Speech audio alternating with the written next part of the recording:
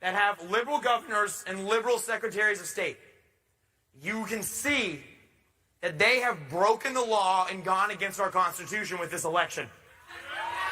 And so, because of that, on January 6th, as the people of Western North Carolina sent me to Washington to do a job, I will be contesting the election. All right, welcome back. That was Congressman-elect Madison Cawthorn of North Carolina. That's earlier today at the Turning Point USA Youth Summit in South Florida. He says he'll join a growing number of representatives who will challenge the results of the election come January 6th. And Madison Cawthorn joins us. Great to talk with you. Congratulations on the election, first off. And this is a big, quite a bold first move you're going to make here. Tell us why you're doing it.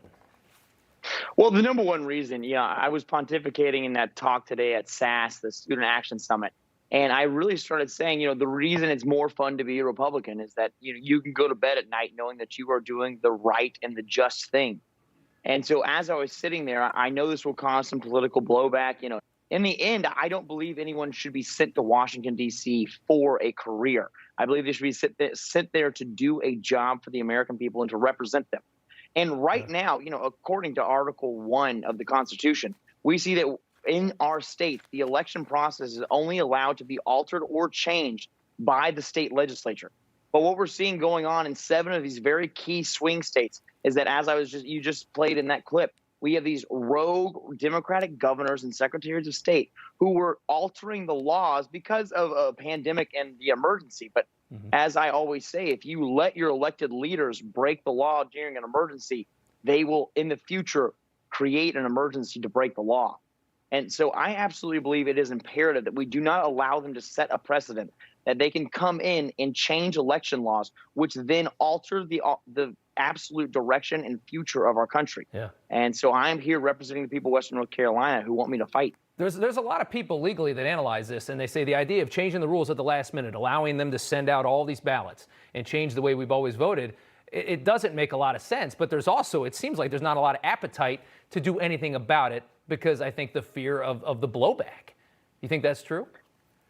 Oh, I absolutely think it's true. I doubt you're ignorant of this. The majority of the people in the Republican Party are spineless and they're cowards. I think that there is a new wave of conservatives that are coming up who are going to stand up and fight. And as it says in Article 2 of the Constitution, it was within our jurisdiction, within Congress, to not say that this election was exactly how it should have been. And I will not be giving my consent for us to accept these electoral votes. And because of that, I think that we need more Republicans to do this. This shouldn't be a hard decision to make. It's very clear based on constitutional law, and it's very clear based on the wishes of the people, and that's who we're here to represent. Yeah, it's refreshing to hear you talk. You haven't been, swampified yet, I guess. Haven't been in D.C. long enough to fall in with the crowd.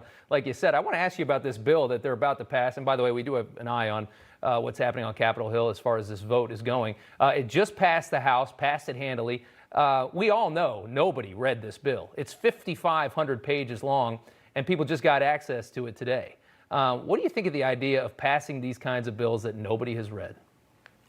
Oh, it's absolutely ridiculous. I absolutely think that we should pass a new law which says, in my mind, this is just off the top of my head, but it should be one subject, one bill.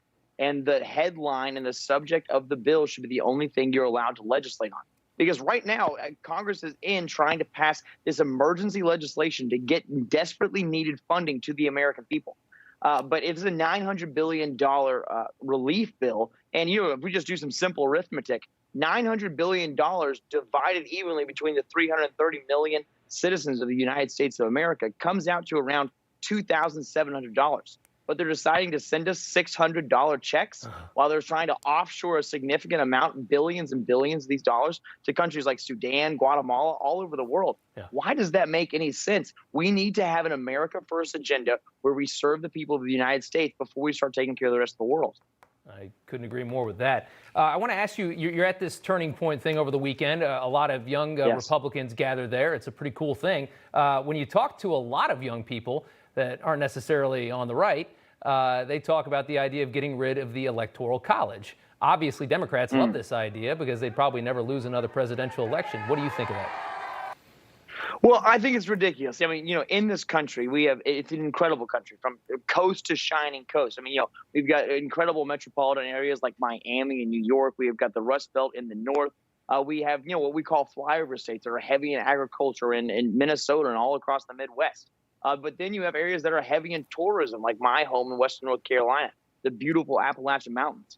Yeah. And so you're going to tell me that you want every single one of those people to be represented by what I think it's 17 counties that you would need to be able to win a presidential election? That's ridiculous. We created the Electoral College so that we would never have a tyranny of the majority. And that is exactly what the Democrats want. They are hungry for power, and God help us if they ever get it. Yeah. Just don't have a lot of time. Real quick, want to ask you, you want to talk about term limits in Congress. You want to do that. That's something you're up for.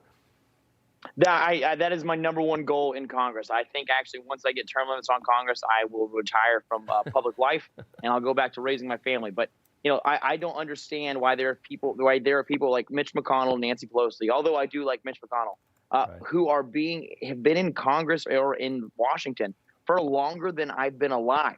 They're disconnected from reality. They're multimillionaires who have armored cars, bodyguards. They stand behind velvet ropes, and they never get out with the normal Americans. So I think we need term limits. I think we need congressmen to start living in their districts rather than Washington, D.C., so that we can represent the will of the people who we are elected to do.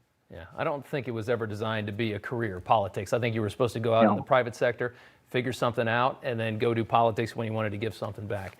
Madison Cawthorn, thank you so much for joining us. Again, congratulations on the election. Good to see you. It's an honor, brother. Thank you. All right. You just watched Newsmax TV, America's fastest growing cable news channel, now in more than 70 million homes. You can get Newsmax TV on your cable system or check your cable guide. And if your system doesn't carry Newsmax, call them, tell them you want Newsmax TV, because we're real news for real people.